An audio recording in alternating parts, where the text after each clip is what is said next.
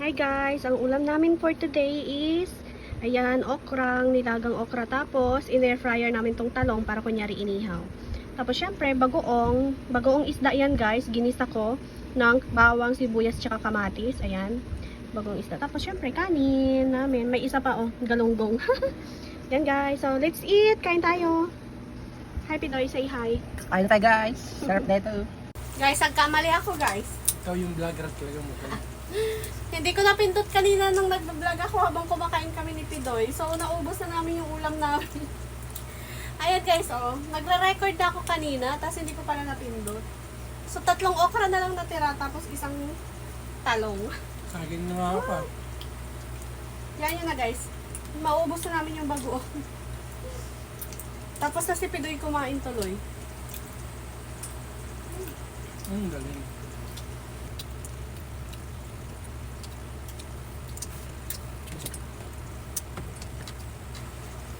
Naubos na wala nang.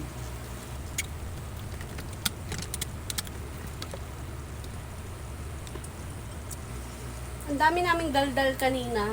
Hindi ko lang napindot yung video. Sa mga hindi kumakain ng okra, try nyo. Isang beses lang. Masarap talaga siya. Masasabi kong isa sa mga masasarap na gulay.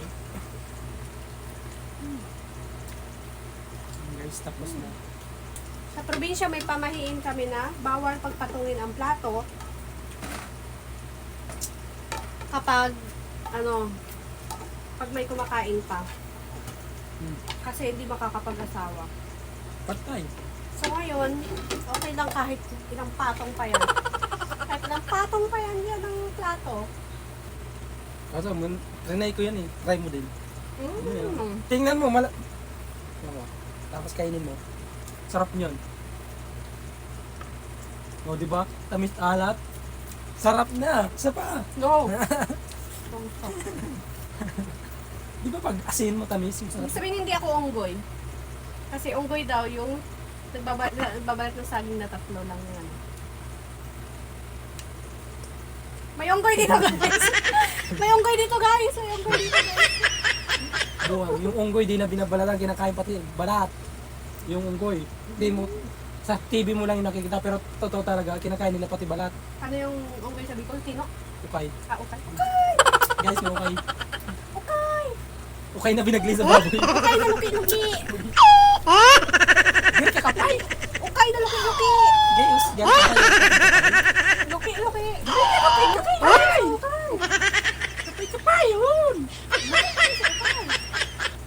Bye-bye guys! Thank you for watching. Shut up. Love you.